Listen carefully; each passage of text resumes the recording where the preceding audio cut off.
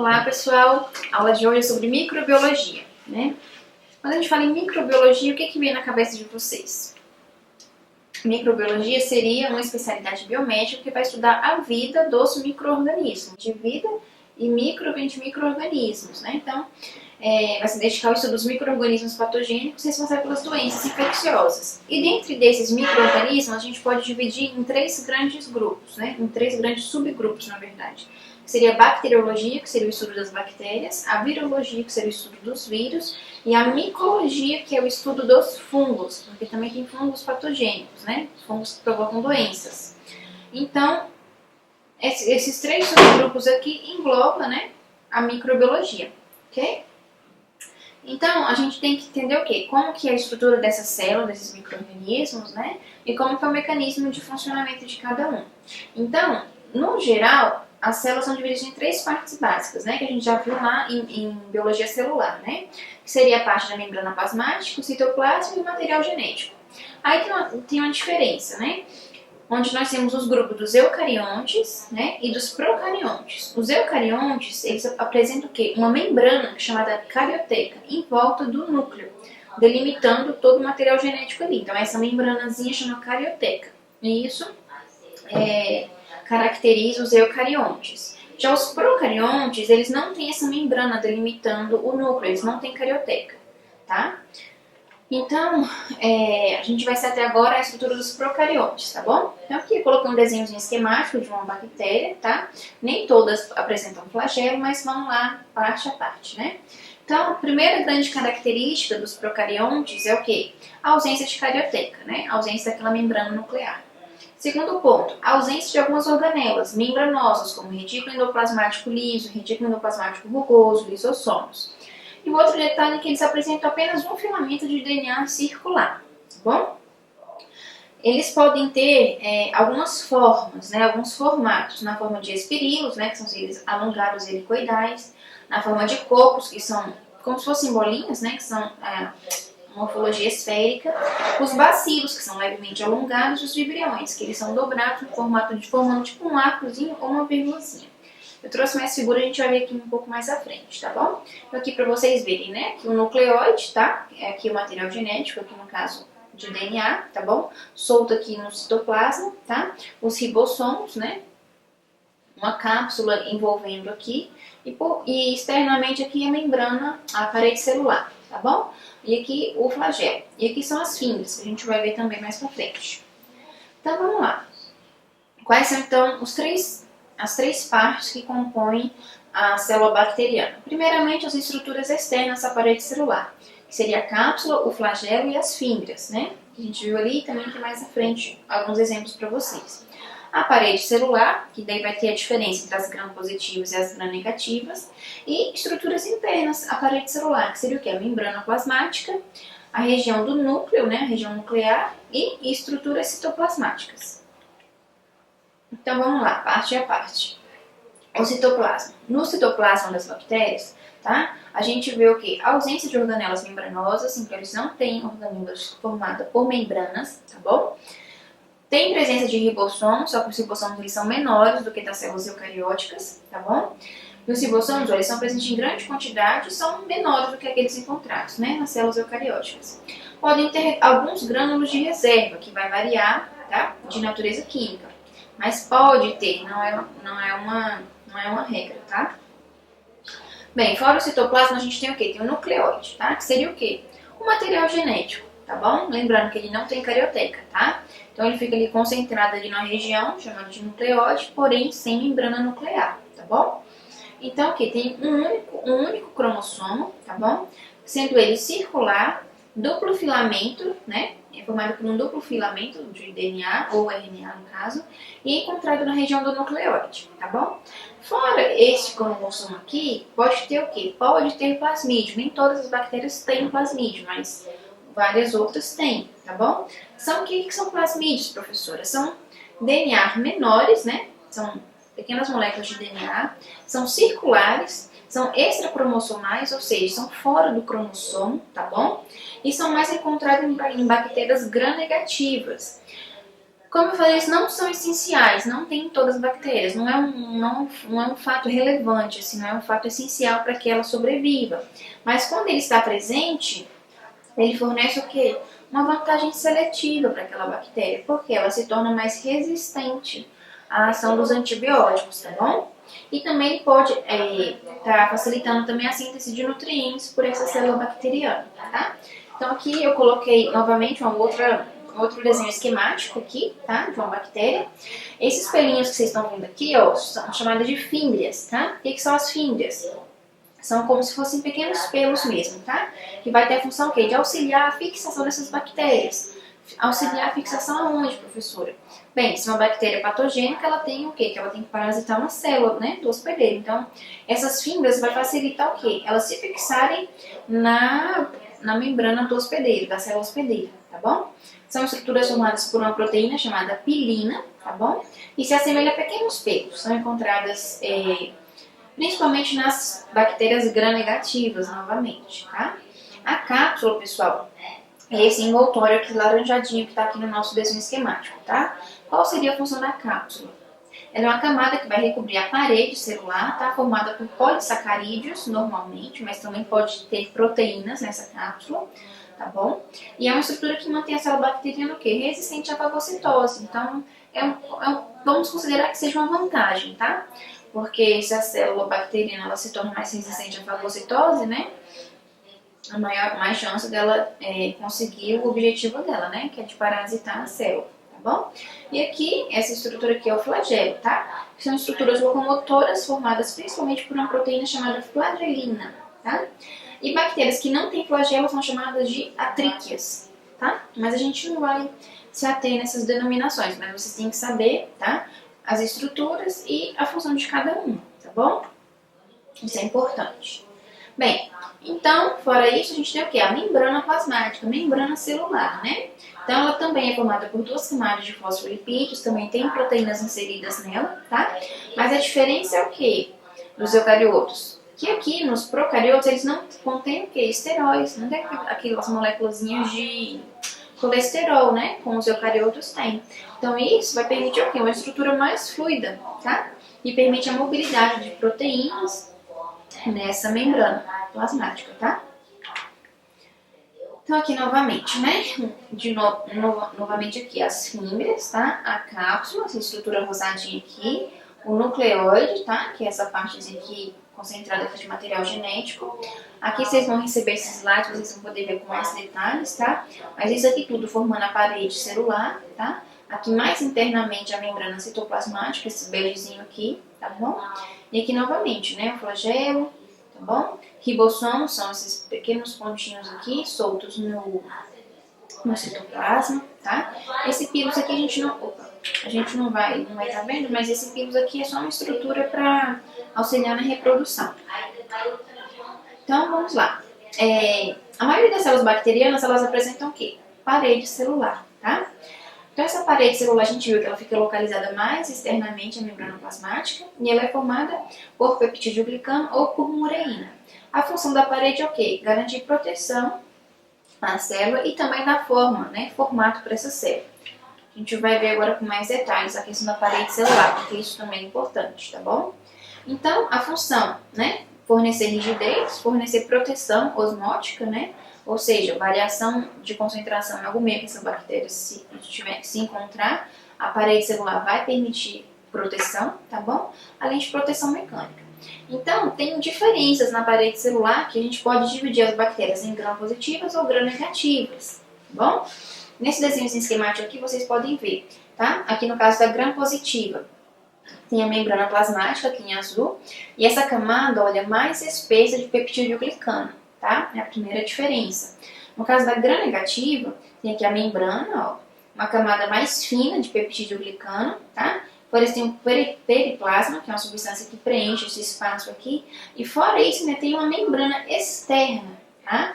Então aqui é mais espesso em questão de camadas. Tem camadas de diferentes substâncias na gram-negativa, tá? Mas a camada de peptídeo glicano na gram-positiva ela é mais espessa do que na gram-negativa. E a gram-negativa, além da camada de peptídeo glicano, ela vai ter o quê? ela vai ter a membrana externa formada por lipopolissacarídeos, tá? Ou seja, sacarídeos associados com a molécula de lipídio e proteínas, tá bom? Então, a membrana citoplasmática mais a parede celular vai formar o quê? O envoltório bacteriano, tá bom? Então, aqui mais um desenho esquemático para você, para exemplificar para vocês. A gram-positiva, olha, tá? Aqui a gente tem a membrana celular, tá bom? Proteínas inseridas aqui. E a camada, olha aqui a espessura da camada de peptidoglicano. Enquanto que na gram-negativa, a camada de peptidoglicano, olha, ela é bem mais fina, tá? Ela é bem mais delgada. Mas fora isso, tem o quê? Tem a membrana externa, estão vendo aqui? Tá? Formado por proteínas, tá? Formado aqui pelos lipopolissacarídeos, que são tipo essas anteninhas aqui que vocês vão receber, vocês vão poder ver com detalhes, tá? Esse lipopolissacarídeo. E a membrana plasmática aqui embaixo, normal, tá bom? Então, aqui facilita um pouquinho mais o entendimento de vocês. Então, as gram-positivas, a gente tem o quê? De 15 a 50% do peso seco da célula é formada por peptidoglicano. A gente também tem ácidos teicoicos de parede dissolvidos aqui e ácidos lipoteicoicos também. Enquanto que nas gram-negativas, a camadinha de peptidoglicano olha aqui, é mais ou menos 5% do peso seco da célula. Por isso tem o que? Os fosfolipídios, os lipopolissacarídeos e as lipoproteínas, tá bom? Então aqui, para ficar melhor para vocês entenderem, aqui nas gram-positivas, né? Então tem aqui a membrana plasmática e todas as camadinhas aqui, ó, de peptidoglicano, tá? Que seriam esses tubos rosinha que vocês vão ver aqui, tá? Que seria o peptidoglicano. Fora isso, a gente tem o que? O ácido lipoteicoico, né? Formando aqui essas estruturas verticais, tá? E esse ácido teicoico aqui da parede também, tá bom? Isso aqui tudo forma a parede celular, tá? Novamente aqui, tá? Para ficar bem explicativo, membrana plasmática e as várias camadas de peptidoglicano. Tudo isso aqui formando a parede celular das gram-positivas, tá bom? Então, temos aqui, ó, uma composição relativamente simples, né? Formada por peptidoglicano ou por murina, em torno de 70 a 90%, e a camada mais espessa, tá? Como exemplo, tem Staphylococcus aureus, por exemplo, ok? Então, novamente aqui, a camada de peptidoglicano, proteínas adsorvidas aqui nessas camadas, tá bom? O ácido teicoico, o ácido lipoteicoico, tá vendo? São atributos exclusivos das gram-positivas, tá? Ter a presença desses ácidos teicoicos e lipoteicoicos, tá bom? Isso é exclusivo de gram-positivo. Qual a função, professora? Facilitar e regular a entrada e saída de cátions, né? De íons positivos, receptor para bacteriófagos, que são vírus que parasitam células, a gente vai ver mais à frente também, tá bom? E formar o quê? Uma ponte de ligação, né? De receptores aos receptores do hospedeiro, tá bom? E isso aqui, essa parede celular, é importante o quê? Na identificação sorológica do tipo de bactéria, tá bom? Então aqui é uma microscopia eletrônica de transmissão, mostrando aqui para vocês a membrana plasmática, tá? Que seria essa linhazinha preta mais escurinha aqui, tá? E essa camadinha aqui, ó, peptidoglicano, tá bom? Tá, então isso que a gente falou foi da gram-positiva. Agora, quanto à gram-negativa, aqui também, né, a gente, é como se recortasse um pedacinho aqui desse desenho esquemático e ampliasse aqui. Então aqui a gente tem, novamente, a membrana plasmática, tá? Esses tubinhos rosa, como no outro exemplo, formado aqui de peptidoglicano, tá? Fora isso a gente tem o quê? Lipoproteína aqui, tá vendo? Ela ancorada aqui, ó, tá? Fosfolipídios, tá bom? Enzimas e outras substâncias ativas também absorvidos aqui, tá? E tanto o peptidoglicano como essa membrana externa aqui, ó, formam o quê? Formam a parede celular da gram-negativa, tá? E essas hastes aqui, ó, nesse desenho esquemático, está mostrando aqui o lipopolissacarídeo, tá? Que é formado pelo lipídio A e o lipopolissacarídeo O. A gente vai estar vendo um pouquinho mais à frente, mas isso aqui é importante, tá? Então, as gram-negativas, elas são mais complexas do que as gram-positivas, né? Compostas por 3 camadas, que seria o quê? Né? De dentro para fora. Membrana interna, né? Membrana plasmática, formada por fosfolipídios.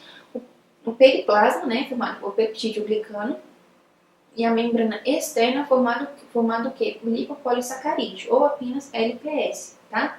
Seriam essas anteninhas aqui, tá bom? Esses lipopolissacarídeos.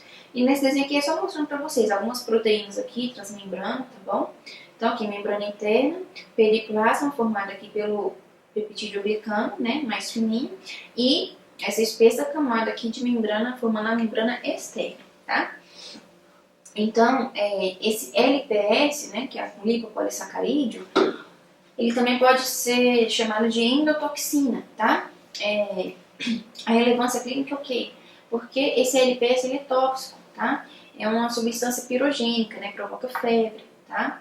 Aumento de temperatura. Ele também é importante por quê? Porque ativa o sistema imune do hospedeiro, tá? Do paciente, no caso, que está às vezes infectado por essa bactéria. E esse LPS também ele é utilizado aqui na sorotipagem, tá bom? Para a gente detectar qual bactéria, né? E aqui, essas proteínas aqui são envolvidas no transporte, que formam como se fossem poros, né? Por isso chamadas de porinas. São específicas e não específicas. E aqui é só um desenho, tá? Da bioquímica dessa molécula aqui de LPS, tá bom? Mas a gente também não vai se ater à bioquímica dessa composição aqui, tá? Então, a gente viu que tem diferença da gram-positiva e das gram-negativas. Como que a gente vai fazer para distinguir nos exames gram-positiva e gram-negativa? Tem uma técnica chamada coloração de grão, tá? Por quê? Porque foi descoberto pelo Hans Christian Gram, tá? Em 1884. Foi fundamental o quê? Para taxonomia e identificação das bactérias, né? Uma rotina da bacteriologia que permite dividir as bactérias em dois grupos, gram-positivas e gram-negativas, tá? Então, como que é feita essa técnica, tá? Consiste em expor, a gente monta a lâmina ali, né, com as bactérias, e a gente vai expor essas células bacterianas a uma sequência de 2 corantes, tá? Então, primeiro a gente utiliza um corante primário chamado violeta de cristal, né? E realmente ele tem a cor violeta, a cor púrpura, a cor roxa, tá? Então ele vai corar o citoplasma de púrpura, né? Vai ficar roxinho ali, independente do tipo de célula. Tem ali tanto as bactérias positivas quanto negativas. Colocou o primeiro corante, o violeta de cristal, tudo vai ficar roxinho. Aí depois a gente utiliza uma outra substância, que é chamada de mordente, que é uma solução de iodo, que vai fazer o quê? Aumentar a afinidade desse violeta de cristal com a célula, tá? Formando o quê? É um complexo insolúvel dentro da célula. Aí depois disso a gente vai utilizar o quê? Um etanol, um álcool, tá? Ou acetona, ou ambos, porque é um solvente lipídico. Com a ação desse álcool, o que vai acontecer? Vai desidratar aquela camada espessa de peptídeo glicano das gram-positivas e o corante não vai conseguir sair dali, então ela vai ficar corada em púrpura, tá? Enquanto que o álcool vai conseguir o quê? Como a camada de peptídeo glicano é bem fininha nas gram-negativas, esse corante vai conseguir sair dali, tá? Então realmente vai descolorir. E nisso, as gram-negativas vão ficar o quê? Incolores. E aí a gente utiliza um segundo corante, né, que a gente chama de contrastante, que é o corante safranina ou fucsina básica, que vai corar o citoplasma das células gram-negativas em rosa. Ele tá vermelho, mas fica meio que rosado, tá? Então, para resumir aqui, primeiro a gente coloca o quê? O corante cristal violeta em na mesma lâmina onde estão os dois tipos de bactéria. Depois, vai vir o quê? Com a solução de iodo, tá? No lugar da vida. Por quê? Vai aumentar essa afinidade, vai formar cristais ali insolúveis, tá? E esse complexo do cristal violeta com iodo fica formado dentro da célula. Nas gram-positivas, como a camada é espessa, né? E o álcool vai ter um efeito desidratante, não vai permitir a saída do corante. Então, os poros do peptídeo glicano se contraem e o corante vai ficar dentro da célula, no interior da célula. Coradinho o quê? Em azul ou violeta, né? Enquanto que nas gram-negativas, como a camada de peptídeo glicano é bem fina, não vai interferir na saída do corante, ela vai ficar incolor. Nisso a gente utiliza o quê? O segundo corante, né? Que é a safarina, que aí vai corar essas células o quê? Em vermelho ou roseado, tá bom? Então, o que determina aqui é o quê? É a diferença na espessura da camada do peptídeo glicano, tá bom? Então aqui novamente, né, mostrando aqui a camada espessa de peptidoglicano nas gram-positivas, a camada delgada aqui de peptidoglicano, tá bom? Então, as gram-negativas, elas contêm a membrana externa de lipídios e peptidoglicanos delgados, que perdem o cristal violeta, né, a cor púrpura, quando tratadas com álcool barra acetona. Então, na sequência seria assim, ó, ambas são incolores, né, ali passando pela fixação. Colocou o violeta cristal aqui, todas ficaram púrpuras. No que a gente coloca aqui o tratamento com iodo, a mesma coisa. Só que no que vem aqui o agente descolorante, no caso o etanol, aqui as gram-positivas continuam o quê? Arroxeadas. E o etanol permite o quê? A saída aqui do corante. Então elas vão ficar incolores. E aí a gente utiliza o segundo corante, que vai corar isso aqui em rosa. Ah, professora, mas o segundo corante não entra aqui? Não, não entra porque formou aqueles cristais, né, que eu falei. E a camada já está desidratada, então não, é como se fechasse a trama polimérica ali, tá? E nisso o segundo corante não consegue entrar aqui nas gram-positivas. E como que a gente enxerga isso na lâmina? Dessa forma, ó, tá vendo? Gram-positivas, roxinhas aqui, e gram-negativas, todas roseadas aqui, ok? Aqui eu coloquei essa tabelinha só para ficar mais exemplificativo para vocês. Aí vocês vão poder estudar depois com mais calma, tá bom? Mas é tudo que a gente já falou aqui. E quanto à forma, a gente viu, né, a classificação quanto à parede celular. E quanto à forma, né, elas podem ter formato de cocos, né, ou seja, redondinhas, esféricas, tá? Se formado por dois, diplococos, né? Formado por vários aqui, estafilococos, né? Ou também streptococos. Em forma de bacilos, que são aquelas formas mais alongadas, né? Então, aqui voltou a foto. Aqui, então, mas seriam dois, né? Diplobacilos seriam de 2 em 2. Os streptobacilos, né? Que seria aqui uma linhazinha formada aqui por vários bacilos juntos. E os bacilos isolados. Em forma de espirilo, a gente teria o quê? Igual eu falei, né, no início. Em formato de vírgula, espirilo aqui, tá? Espiroqueta, né? Seria aqui esse tudo dobradinho. Então, características gerais, né? Dos cocos, são bactérias ovais ou esféricas. Diplococos, formado por 2. Tétrade, né? Formado por 4. Sarcina, por 8 cocos. Streptococos, são os cocos em cadeias. E os estafilococos são cocos agrupados, tá bom? E também tem uns desenhos esquemáticos para mostrar para vocês. E microscopia de transmissão de varredura, tá? Porque elas são muito pequenininhas. Então, esse aqui está em grande aumento em microscopia eletrônica de varredura, que a gente consegue varrer aquela superfície e ter uma foto em 3D, tá bom? Já os bacilos são bactérias cilíndricas em formato de bastão, tá? Então, dois bastões, né? 2 bacilos, diplobacilos, né? Streptobacilos são os bacilos em cadeias e os cocobacilos, que seriam as duas formas juntas. E já os espirilos ou espiroquetas são bactérias em formato de hélice, né? Helicoidais. Então aqui tem esse exemplo aqui, tá bom? Da Campylobacter sp, tá bom? Leptospira sp e Helicobacter sp, tá bom? Como que a gente pode fazer um exame a fresco disso, tá? Então, primeiro realiza a coleta, né? Seja ela de nasofaringe, de coleta de região uretral ou vaginal, depende do tipo, né? Que foi pedido pelo médico, mas realiza-se a coleta a fresco, tá bom? Com a alça bacteriológica descartável. Depois de coletar uma boa quantidade de secreção, a gente introduz essa secreção no tubo de ensaio, né? Ou num suave, contendo 1 ml de solução fisiológica, ou coloca sobre uma lâmina também com solução salina, tá bom? Se for numa lâmina, tem que cobrir com a lamínula e levar para análise. Se não puder ser analisado rapidamente, tem que ser armazenado, né? Como que é realizado esse armazenamento a fresco? Manter o tubo de ensaio bem fechado em geladeira de 2 até 8 graus, tá bom? Então, de bactérias, em síntese seria isso, tá? Então, agora a parte da virologia, né? É a ciência que vai estar estudando o quê? Os vírus, tá bom? Então, os vírus, eles são o quê? Organismos muito pequenininhos, tá bom? Bastante simples, que são considerados seres vivos por alguns autores e não vivos por outros. Então, tem uma divergência, tá? na ciência em questão dessa afirmação. Tem autores que consideram os vírus como seres vivos e tem autores que não consideram como ser vivo. E ambos, né, não deixam de estar correto. Por quê?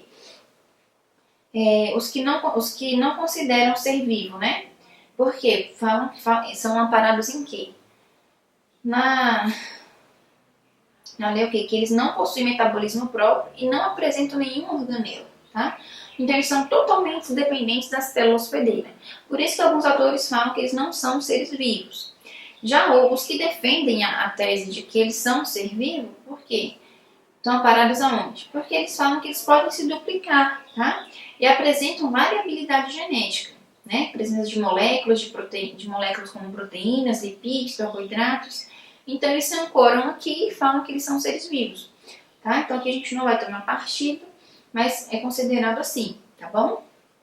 Essa divergência. Então, o menor vírus de que se tem registro possui apenas 20 nanômetros de diâmetro, tá bom? Sendo ele, portanto, menor que o ribossomo, né? Menor que aquela organelazinha lá das células eucarióticas, lembra? Que produz as proteínas. Então, são menores que eles, tá? Os vírus são conhecidos principalmente por quê? Porque eles causam várias doenças no homem, né?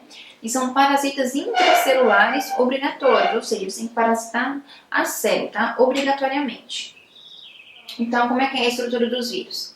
Como eu falei, eles não possuem células, então são considerados acelulares. Esse A aqui é uma partícula de negação, tá? Então, são não celulares, que a gente chama de acelulares. Tem uma estrutura formada basicamente por proteína e por ácido nucleico, tá bom?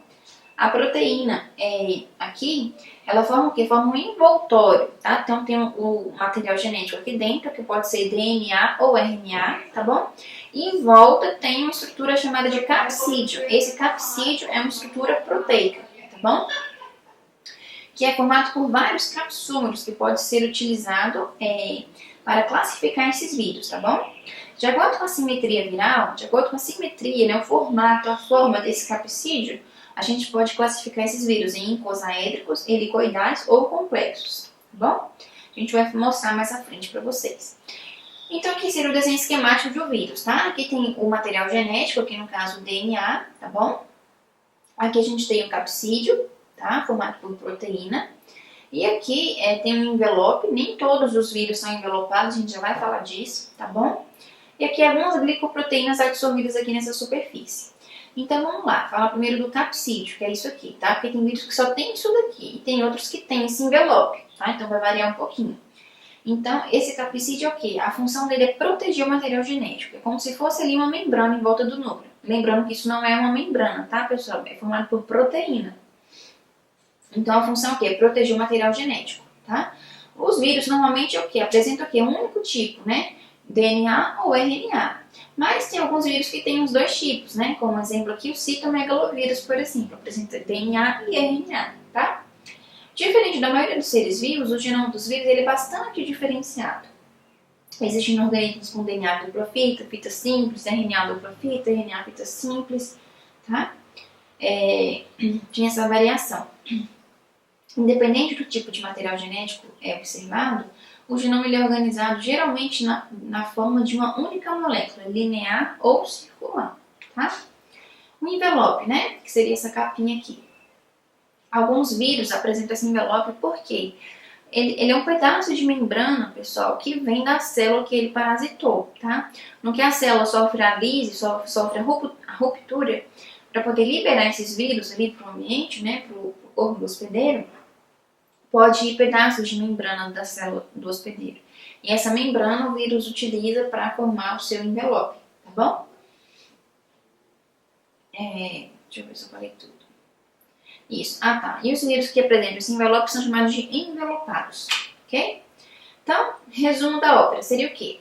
O ácido nucleico, né, DNA, RNA, os dois, tá bom? O capsídeo, que é aquela estrutura proteica, né, em volta do material genético. E alguns vírus, o envelope membranoso, tá bom?